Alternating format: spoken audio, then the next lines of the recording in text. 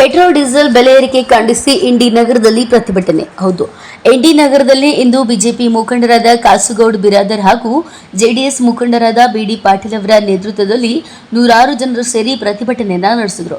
ಪ್ರತಿಭಟನೆಕಾರರು ನಗರದ ಅಂಬೇಡ್ಕರ್ ವೃತ್ತದ ಮೂಲಕ ಸರ್ಕಾರದ ವಿರುದ್ಧ ಧಿಕ್ಕಾರಕ್ಕೆ ಹೋಗಿದ್ದ ಬಸವೇಶ್ವರ ವೃತ್ತದ ಬಳಿ ಮಾನವ ಸರಪಳಿ ಹಾಕಿ 10 ನಿಮಿಷಗಳ ಕಾಲ ರಸ್ತೆ ತಡೆದು ಪ್ರತಿಭಟನೆಯನ್ನ ನಡೆಸಿದರು. ಈ ಸಂದರ್ಭದಲ್ಲಿ ಮಾತನಾಡಿದ ಬಿಜೆಪಿ ವಿಧಾನಸಭಾ ಪರಾಜಿತ ಅಭ್ಯರ್ಥಿ ಕಾಸುಗೌಡ ಬಿರಾದರ್ ಅವರು ಮಾತನಾಡಿದರು.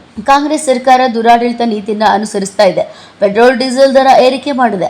ವಾಲ್ಮೀಕಿ ನಿಗಮದ ಹಗರಣ, ರೈತರ ಬಿತ್ತನೆ ಬೀಜಕ್ಕೆ ಬೆಲೆ ಏರಿಕೆ ಮಾಡಿ ಜನಸಾಮಾನ್ಯರ ವಿಶ್ವಾಸವನ್ನ ಕಳೆದುಕೊಂಡಿದೆ ಎಂದು ಕಾಂಗ್ರೆಸ್ ಸರ್ಕಾರ ದುರಾಡಳಿತ ನೀತಿಯನ್ನು ಖಂಡಿಸಿದರು.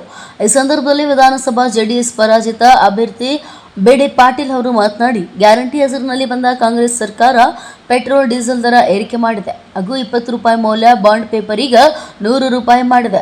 10 ರೂಪಾಯಿ ಪಹಣಿ 25 ರೂಪಾಯಿ ಮಾಡಿದೆ. ಇಂತರ ಬೆಲೆ ಏರಿಕೆಗಳನ್ನು ಮಾಡಿ ಇಂಡಿ ತಾಲೂಕಿನಾದ್ಯಂತ ರಸ್ತೆಗಳನ್ನು ಸಂಪೂರ್ಣವಾಗಿ ಹಾಳಾಗಿವೆ. ಕಳೆದ ಬಾರಿ ಭೀಕರ ಬರಗಾಲದಿಂದ ತತ್ತರಿಸಿರುವ ರೈತರು ಈ ಬಾರಿ ಬಿತ್ತನೆ ಮಾಡಬೇಕೆಂದರೆ ಬಿತ್ತನೆ ಬೀಜಗಳ ಬೆಲೆ ಏರಿಕೆ ಮಾಡಿದೆ. ಒಟ್ಟಿನಲ್ಲಿ ರೈತರ ಹಾಗೂ ಜನಸಾಮಾನ್ಯರ ಹಿತ ಕಾಪಾಡುವಲ್ಲಿ ಕಾಂಗ್ರೆಸ್ ಸರ್ಕಾರ ವಿಫಲವಾಗಿದೆ ಎಂದು ವಾಗ್ದಾಳಿಯನ್ನು ನಡೆಸಿದರು. ಈ ಸಂದರ್ಭದಲ್ಲಿ ಇಂಡಿ ಮಂಡಲ ಬಿಜೆಪಿ ಅಧ್ಯಕ್ಷರಾದ ಮಲ್ಲಿಕಾರ್ಜುನ್ ಕಿವಡೆ, ಬಿಜೆಪಿ ಮುಖಂಡರಾದ ರಾಮ್ ಸಿಂಗ್ ಕನ್ನೋಳಿ, ಅಶೋಕ್ ಗೌಡ ಬಿರಾದಾರ್, ಹನುಮಂತರಾವ್ ಗೌಡ ಪಾಟೀಲ್, ಅನಿಲ್ ಜಮಾದಾರ್, ದೇವೇಂದ್ರಪ್ಪ ಕಂಬಾರ್ ಸೇರಿದಂತೆ ಜೆಡಿಎಸ್ ಹಾಗೂ ಬಿಜೆಪಿಯ ಹಲವು ಕಾರ್ಯಕರ್ತರು ಉಪಸ್ಥಿತರಿದ್ದರು. ಸಚಿನ್ ಇಂಡಿ, ಎನ್ಕೆ ಸ್ಟಿಫು, ನ್ಯೂಸ್ ಬ್ಯೂರೋ, ವಿಜಯಪುರ. ಭಾರತ್ ಮಾತಾ ಕಿ ಭಾರತೀಯ ಜನತಾ ಪಕ್ಷಕ್ಕೆ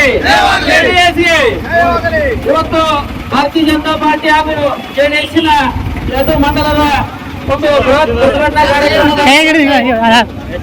ಕಾಂಗ್ರೆಸ್ ಸರ್ಕಾರದ ವಾಲ್ಮೀಕಿ ನಿಗಮದ ಭ್ರಷ್ಟಾಚಾರ, ರಾಜ್ಯದಲ್ಲಿ ಕಾನೂನು ಸುವ್ಯವಸ್ಥೆ ಹದಗೆಟ್ಟಿರುವುದು ಹಾಗೂ ಜನ ವಿರೋಧಿ ಕಾಂಗ್ರೆಸ್ ಸರ್ಕಾರದ ಪೆಟ್ರೋಲ್ ಡೀಸೆಲ್ ದರ ಏರಿಕೆ ನೀತಿ ಖಂಡಿಸಿ ಇಂದು ಇಂಡಿ ನಗರದಲ್ಲಿ ಬೃಹತ್ ಪ್ರತಿಭಟನಾ ಹಮ್ಮಿಕೊಂಡಿದ್ದು ಆ ಕಾರ್ಯಕ್ರಮಕ್ಕೆ ಆಗಮಿಸಿರುವ ಎಲ್ಲ ಕಾರ್ಯಕರ್ತರು ಈ ರ್ಯಾಲಿಯಲ್ಲಿ ಭಾಗವಹಿಸಬೇಕು. ಭಾರತ್ ಮಾತಾ ಕಿ ಭಾರತೀಯ ಜನತಾ ಪಕ್ಷಕ್ಕೆ, ಜೆಡಿಎಸ್ಗೆ, ನರೇಂದ್ರ ಮೋದಿಜಿಯವರಿಗೆ, ಕುಮಾರಸ್ವಾಮಿ ಅವರಿಗೆ, ಭಾರತ್ ಮಾತಾ ಕಿ.